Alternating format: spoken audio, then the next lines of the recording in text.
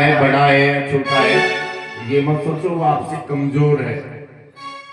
इसलिए शास्त्र कहता है कि एक कॉलोनी में एक घर ऐसा हो जिससे पूरी कॉलोनी की बदनामी हो रही हो, तो उस घर को त्याग देना चाहिए, उसके आना जाना बंद कर दो। परिवार में एक मेंबर भी ऐसा हो जिससे पूरे परिवार में विकृति आ रही हो, उससे बात करना बंद कर दो। खानदान में भी उसी प्रकार से है, उससे कम बोलो, उतना ही काम करो। दुर्योधन की बात को मत मानो और पांडवों को लाक्षागृह में जलाने से बचाओ। उनके साथ हुए अन्याय को रोको। और यहाँ दुर्योधन ने जैसे ही महल में प्रवेश किया, क्यों दासी पुत्र, मेरी कृपा से तुम मंत्री बने हो और मेरे ही विरुद्ध मेरे ही पिता को भड़का रहे हो, निकल जाओ यहां से। आज के बाद यदि महल में प्रवेश किया तो अच्छा नहीं होगा। महात्मा विदुर ने कहा, बेटा मुझे आपका कोई कष्ट देने का मंतव्य नहीं है, मेरा कोई भाव नहीं है। विदुर जी ने अपने मंत्री पद को उसी समय त्याग दिया और जिनकी गोविंद के चरणार बिंदों में अनन्य श्रद्धा है, भगवान की चरणार बिंदों की भक्ति है, उनको पद की गरिमा नहीं रहती, उनको पद की जरूरत नहीं है, वो तो भक्ति है। आज अपने विद्राणी को साथ में लेकर के पर्णकुटी बनाई है और मेरे गोविंद के नाम का भजन किया है, जो भागवत का मूल मंत्र है, ओम नमो भगवते वासुदेवाय, ओम नमो भगवते वासुदेवाय। महाराज 12 वर्ष तक इस मंत्र का जाप किया। अब जब जाप किया, ये वही मंत्र है जो बालक ध्रुव को नारद जी ने दिया, जिससे भगवान प्रकट हो गए। कोई प्राणी कुछ भी मंत्र नहीं जाने तो यही से स्नान करा ले, यही से ठाकुर जी को भोग लगा दे, और यही मूल मंत्र है। आज यहाँ 12 वर्ष तक जिन्होंने अन्न नहीं खाया और केवल फलाहार करके ही और उस मंत्र का जाप करते हैं, आज यहाँ अपनी पत्नी के पास आकर के बोले विद्राणी से, अजी सुनती हो, आज तो हस्तिनापुर दुल्हन की तरह सज रहा है ना। विद्राणी बोली, क्यों? मेरे द्वारकेश भगवान आ रहे हैं और रथ यात्रा निकलेगी। देखो यात्रा कैसी भी हो, चाहे कलश यात्रा हो चाहे रथ यात्रा हो, हमको उसमें जरूर सम्मिलित होना चाहिए। यात्रा का अर्थ है याति यानी त्राति। आप गंगा स्नान करने गए और गंगा स्नान आपका तभी सफल होगा जब आप गंगा जैसे निर्मल बन करके आओगे। ऐसा नहीं। यहाँ अविधुत जी के यहाँ यात्रा निकल रही है, मंत्री पद तो है नहीं जो वीआईपी कोटे से मिल जाए, तो दोनों दर्शन करने के लिए गए हैं। आज दर्शन करने जा रहे हैं विदुर और विद्राणी जी।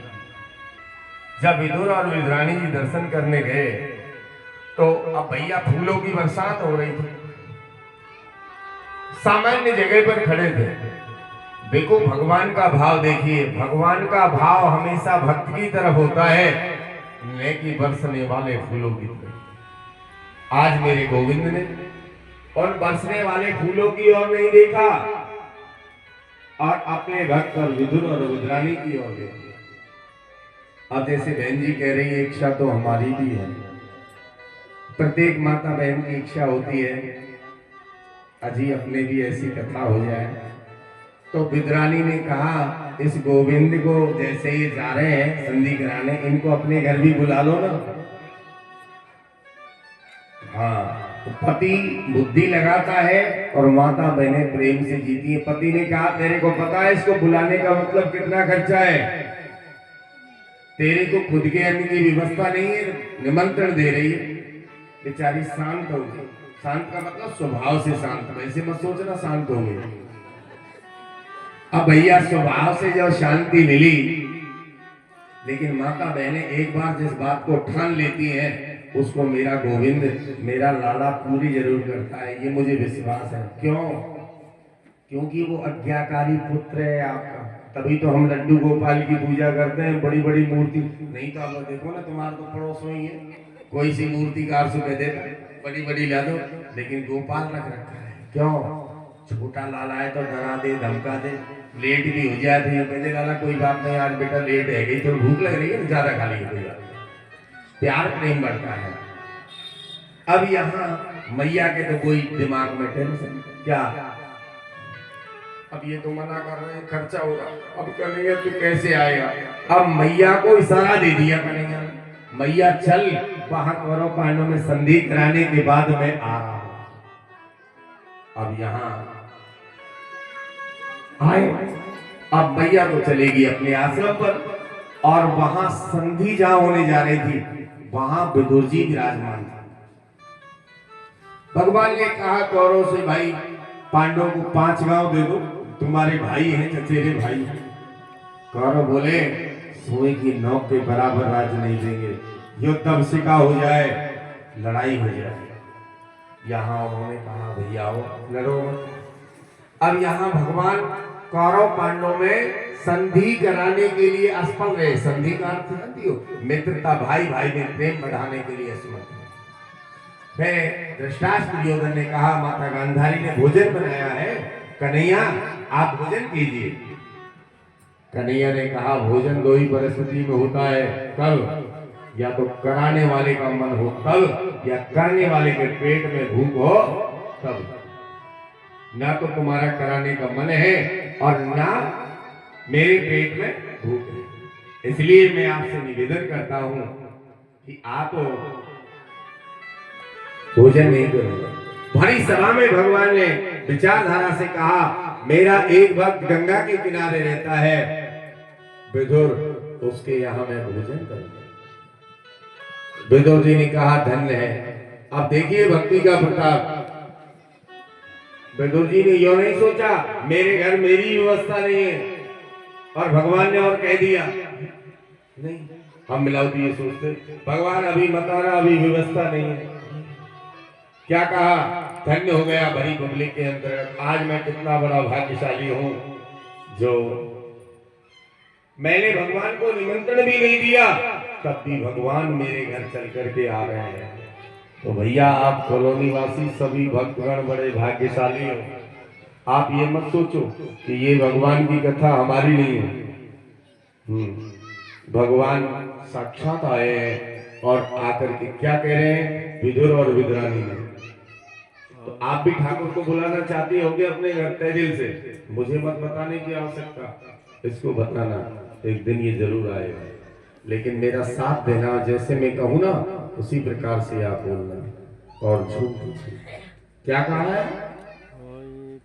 विदुरानी कीर्तन कर रही थी और भगवान दरवाजे पर खड़े हैं।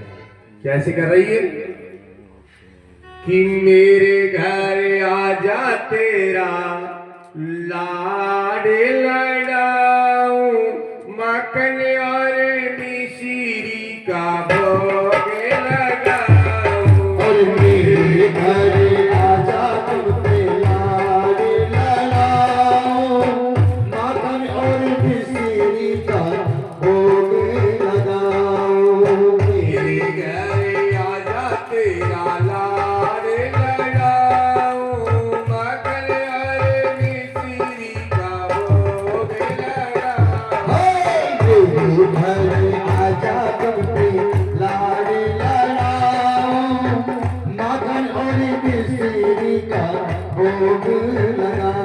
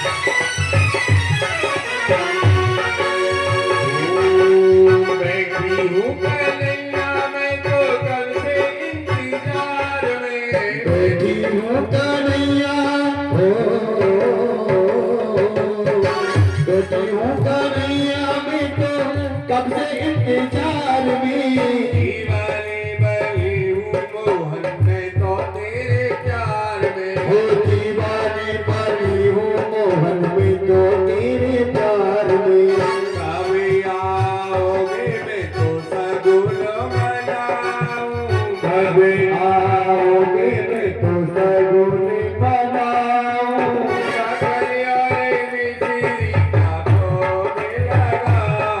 अजमा कर और मिस्त्री का भोग लगाओ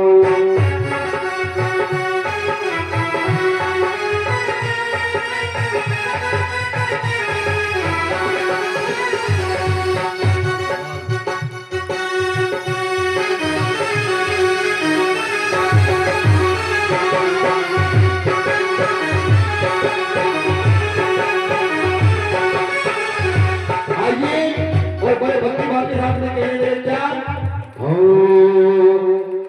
और नीचा कर ले नीचा कर ले नीचा कर ले काय नीचा कर रही नैना नीचा कर ले और नैना नीचा कर ले शाम से मिला बैली काई नैना नीचा कर ले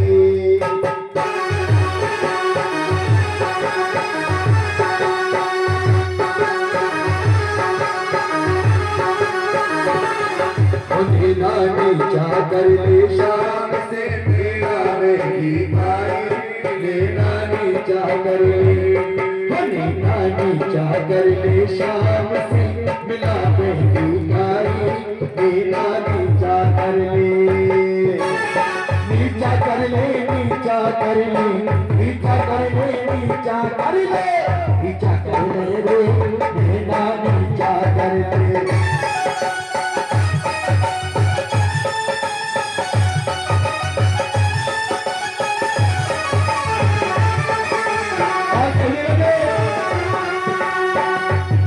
मोटी अखियों में जीना जीना करते रहो मोटी मोटी अखियों में जीना जीना